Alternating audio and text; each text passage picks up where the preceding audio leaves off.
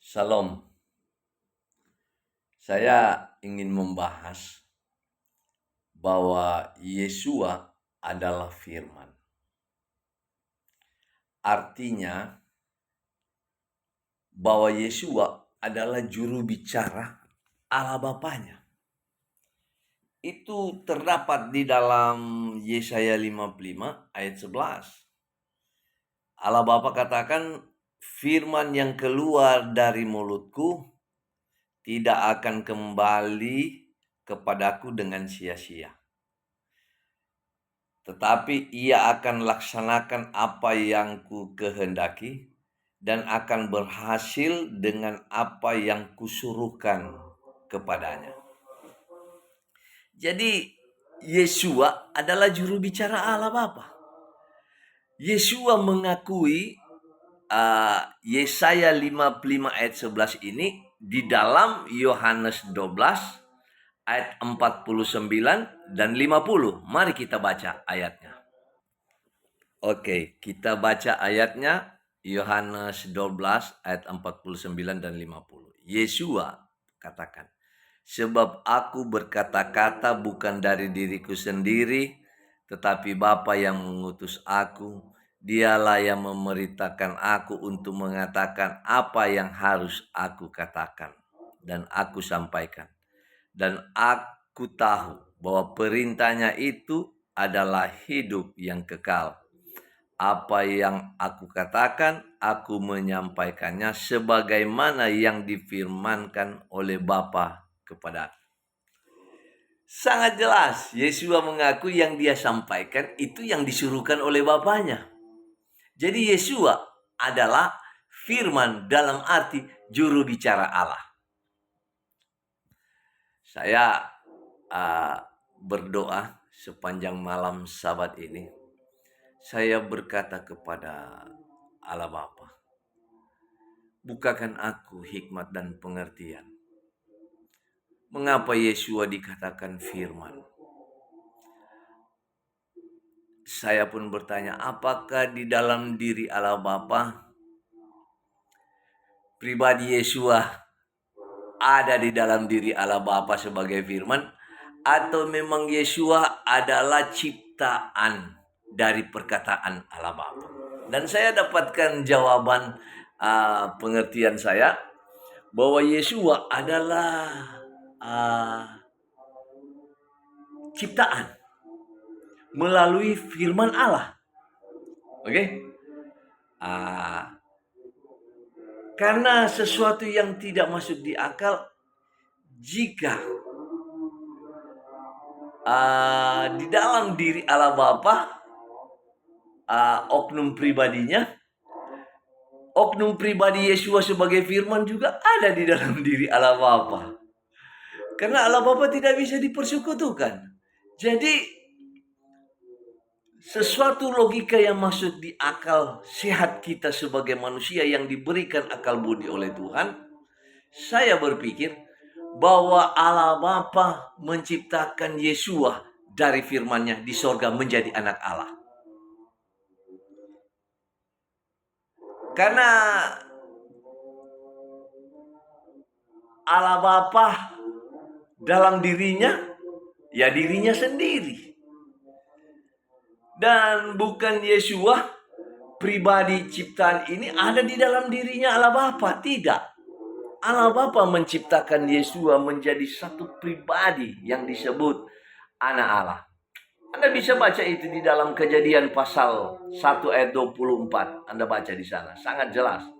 Dan Allah berfirman, jadilah makhluk-makhluk hidup di bumi. Dan jadi. Demikian halnya di surga. Ketika Allah Bapa menciptakan Yesua melalui perkataan Allah Bapa firman-Nya, jadilah Yesua sebagai anak Allah. Dan dikatakan di dalam kitab Wahyu, Wahyu pasal 3, Yesua adalah permulaan dari segala yang diciptakan. Ya tentunya diciptakan dari firman Allah di sorga. Menjadi anak Allah. Kemudian para malaikat-malaikat diciptakan. Oke? Saya mau katakan Yesua bukan pencipta. Alkitab sangat jelas menjelaskan itu di dalam Amsal 8 ayat 22. Bahwa Yesua menyaksikan Allah Bapanya mencipta. Di dalam Amsal 8 ayat 22 sampai 30 dikatakan bahwa Allah Bapa Yahweh yang menciptakan aku sebagai permulaan ciptaannya. Sejak zaman purbakala aku telah ada, Yesua telah ada. Jadi sebenarnya pengertian dalam bahasa Ibrani yang saya pelajari bahwa Yahweh Allah Bapa Yahweh memiliki aku. Ya, Yesua itu milik Allah Bapa karena diciptakan. Dan benar, Yesua diciptakan di sorga dari perkataan firman Allah, maka jadilah Yesua. Sebagai permulaan dari ciptaan Allah Bapa yang mula-mula. Itu terdapat di dalam Wahyu 3. Wahyu pasal 3. Oke, Yesua sudah berada di sorga. Dia mengakui dia adalah ciptaan, permulaan ciptaan dari Allah Bapa. Oke, ketika Allah Bapa menciptakan Yesua, di sana di Amsal 8 ayat 22 sampai 30 tertulis Yesua menyaksikan ketika Allah Bapa meletakkan dasar bumi, ketika Allah Bapa meletakkan garis-garis batas-batas laut. Tertulis di sana, aku Yesua, aku ada sertanya. Ini Allah Bapa.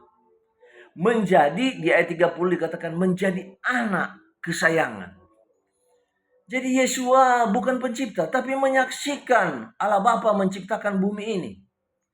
Jadi saya ragu itu Yohanes 1 ayat 3 mengatakan bahwa Yesua adalah pencipta. Segala sesuatu diciptakan oleh dia, Yesua. Saya ragu ayat ini dasar kebenarannya di mana.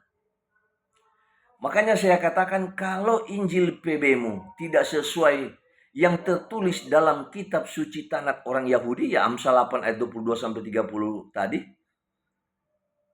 Injilmu palsu. Apa dasar Yohanes 1 ayat 3? Apa dasar ayat kitab suci? Setelah saya pelajari Yohanes 1 ayat 3 ini, entah siapa yang tulis. Bukan perkataan Yohanes. Coba Anda baca selanjutnya. Karena ada kalimat-kalimat selanjutnya itu kalimat pasif, bukan aktif. Jika itu ditulis memang oleh Yohanes, kalimatnya adalah kalimat aktif, perkataan langsung dari Yohanes. Tetapi kalau Anda baca ayat selanjutnya, itu ditulis oleh entah siapa. Saya tidak tahu muridnya Yohanes siapa. Ataukah para penterjemah yang menulis. Sangat ganjil. Dan banyak sekali ayat-ayat di dalam Injil yang saya katakan kontrovertis, sangat ganjil. Nah, oleh sebab itu kita tahu bersama. Di dalam Kisah Para Rasul, jemaat mula-mula orang Yahudi, mereka memeriksa dengan benar tentang kitab suci. Ya, kitab suci yang dimaksud saat itu adalah kitab suci Perjanjian Lama, bukan PB, karena PB belum ada pada waktu Kisah Para Rasul ini muncul. Dan Yesua katakan, sebab kitab suci tidak bisa dibatalkan. Bagaimana mungkin Yesua menyaksikan penciptaan Allah Bapanya, kemudian dibatalkan oleh Yohanes 1 ayat 3 bahwa Yesua adalah pencipta segalanya. Ini sesuatu yang tidak masuk di akal jika Allah itu berubah-ubah. Oke? Karena Allah Bapa sudah berfirman bahwa Allah bukan manusia. Itu tertulis dalam kitab suci Perjanjian Lama. Allah bukan manusia. Terdapat di dalam kitab Hosea. Oke? Saya mau katakan ini. Bahwa Yesua mengatakan inilah hidup yang kekal. Yohanes 17 ayat 3. Inilah hidup yang kekal, bahwa engkau mengenal satu-satunya Allah Bapa yang benar. Dan mengenal Yesua, Yesus Kristus yang diutus. Jadi, jika Anda menyangkal Allah Bapanya Yesua, Anda manusia durhaka. Karena Yesua sendiri dari sorga tidak pernah menyangkal eksistensi keberadaan Allah Bapanya. Itu tertulis dalam Yohanes 5 ayat 19. Di sana tertulis bahwa Yohanes 5 ayat 19 dan 26, di sana tertulis, sebab anak Yesua tidak dapat mengerjakan sesuatu dari dirinya sendiri jika dia tidak melihat Bapa mengerjakan. Di ayat 26 tertulis, sebab Bapa punya hidup dalam dirinya sendiri dan diberikan kehidupan sendiri kepada anak Yesua. Jadi dari surga Yesua tidak pernah menyangkal eksistensi keberadaan Allah Bapanya. Di bumi pun demikian. Yesua tidak pernah menyangkal eksistensi keberadaan Allah Bapanya. Yesua katakan, langit dan bumi boleh berlalu, tapi perkataanku tidak akan berlalu.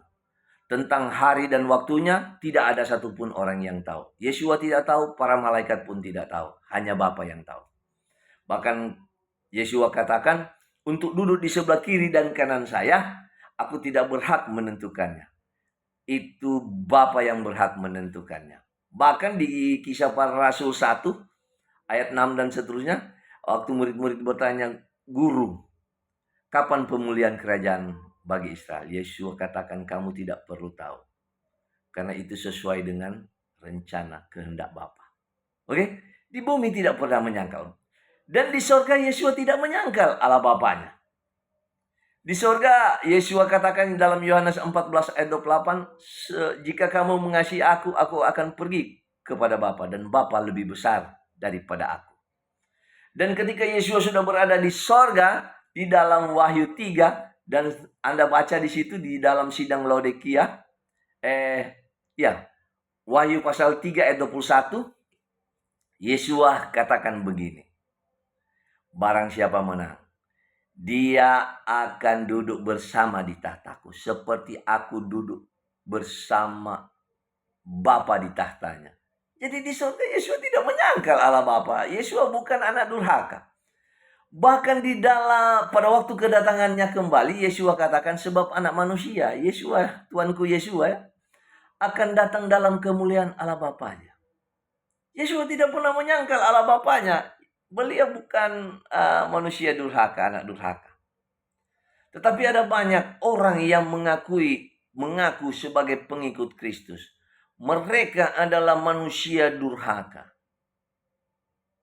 Anda baca di kitab Yeskiel, ada juga di kitab Yesaya, bahwa musuh yang meninggikan diri itu, menyombongkan diri, mau menyaingi Allah Bapa, setan itu.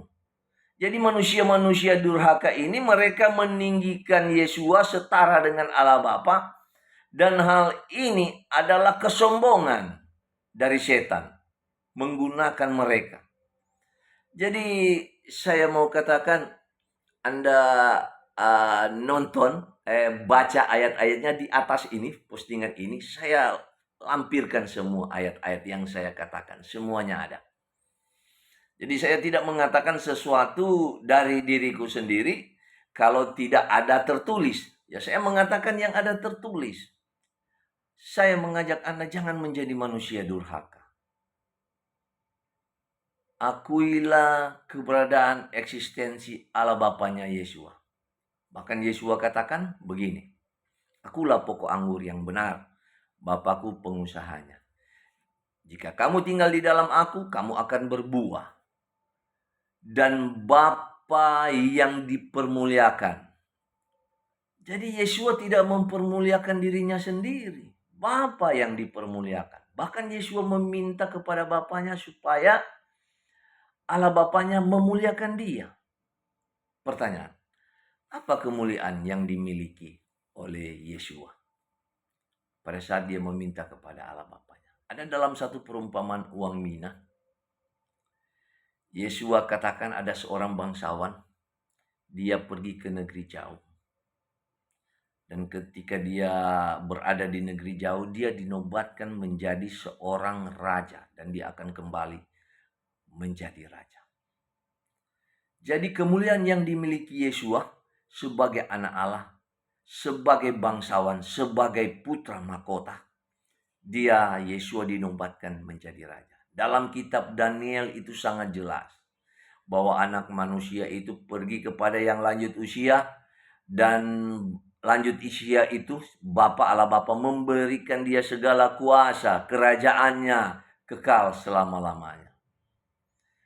Sekali lagi saya mau katakan ini sangat penting yang saya ulang-ulang dalam berbagai postingan saya. Jika Injil PB-mu tidak cocok, tidak sesuai dengan nubuatan ataupun yang tertulis dalam kitab perjanjian lama, kitab suci orang Yahudi, maka Injilmu adalah Injil palsu. Prinsip lainnya saya mau katakan, jika Anda belum menemukan ayat-ayat kontroversi di dalam Injilmu, Anda belum menemukan kebenaran yang sesungguhnya. Karena bisa jadi Anda berada di ayat kontroversi yang salah, bisa jadi Anda juga sudah berada di ayat kontroversi yang benar. Nonton video-video saya di channel YouTube saya atas nama Daniel Ben Abraham. Ada banyak, hampir 100-an lebih. Video-video itu akan membuka wawasan kerohanian Anda ke depannya lebih baik. Dan saya mau katakan mohon maaf, video-video saya itu mengusik iman Anda. Yang selama ini Anda setia di dalam kekeliruan. Semoga video-video saya itu menginspirasikan Anda untuk doktrin teologi ke depannya semakin baik dan mendekati pada kebenaran. Salam.